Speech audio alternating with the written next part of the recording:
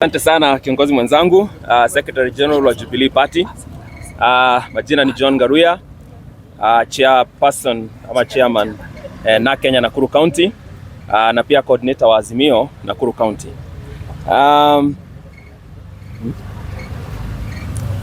Nakuru County tulikaa chini kama vyama tanzu hapa. Naona uwepo wa viongozi wenzangu kama chairman wa Jubilee, kuna chairman wa Usawa Party hapa na pia chairman wa PNU. Pia tuko na ODM na bunge la mwananchi na pia viongozi wengine, na tuliketi chini na tukaamua ya kwamba baada ya Cairo kuondoka, yule kiongozi ambayo tungetaka atuongoze ni Madam Assumpta. Kwa hivyo hakuna vile mtu anaweza kuja kujipendekeza from nowhere ajitangaze alafu afikiria kwamba sisi tutakubali vile anataka.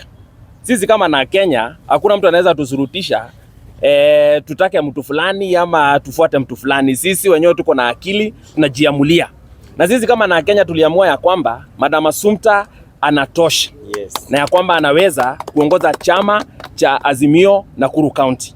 Na kwa hivyo maneno imekwisha. Wala wengine ambao they are charlatans, busy bodies, sasa wao watafuta nafasi mahali pengine.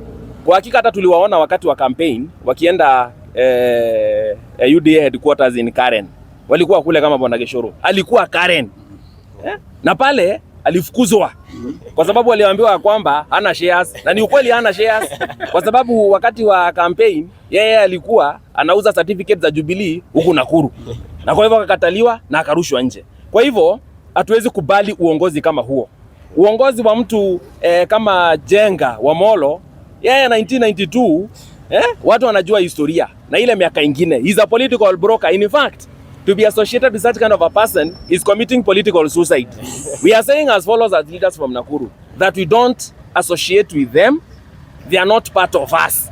Hata wakati mwingine unawapata ya kwamba tukiwa na mikutano kama hii wanajifinyilia ndani. They are not part of us, and tukua tumwa invite, and actually we are sending a notice ya kwamba they are not welcome anywhere near our meetings or near our proceedings. They should not actually transact any business on behalf of the party in Nakuru County. So I've just got a very short statement here to make for about a minute. Then I usher in my fellow leaders. We are gathered here today as Kenyan leaders from various political parties in Nakuru County under the able leadership of our chairperson, Madam Assumpta, to further discuss the Kenyan plight. The cost of living cannot be a Kenya Kwanza or Azimio agenda alone. Indeed, none has the patent rights to it. And so decides, indeed, the Kenya is sovereign, and so decides who to address, what to address, and how it should be addressed. On this matter, therefore, the Mwananchi, so-called ordinary, is saying the following. The over-the-roof cost of fuel and electricity is unbearable, directly and indirectly. And the two being major drivers of almost all economic activities in the country will continue to hammer the Mwananchi, who is so ordinary, to the bottom of the bottomless pyramid. The employed Kenyan has a raided payslip, increased NHIF, housing tax, and so-called enhanced schemes and covers have completely impoverished and malnourished the donkey that must not only pull but literally carry Kenya.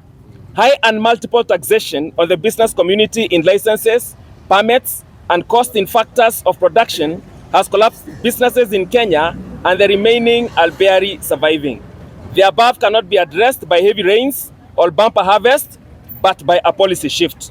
The bipartisan talks agenda in circulation is a far cry of the Kenyan concerns, and the Kenyan clearly knows is being taken for another bumpy ride, hide-and-seek childish game, and a contempt card on the perceived weak Kenyan.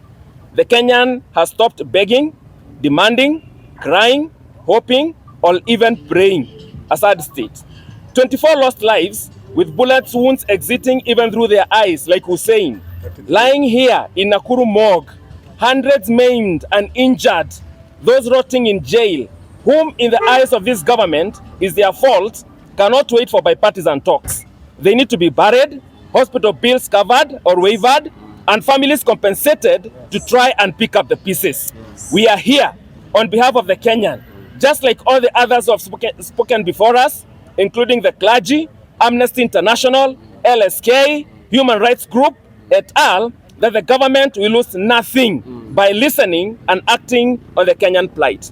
We invite the economic advisors to the president to read carefully The Tyranny of Nostalgia, 50 Years of British Economic Decline by Russell Jones. Nataka kumkaribisha kiongozi wa Jubilee. Thank you.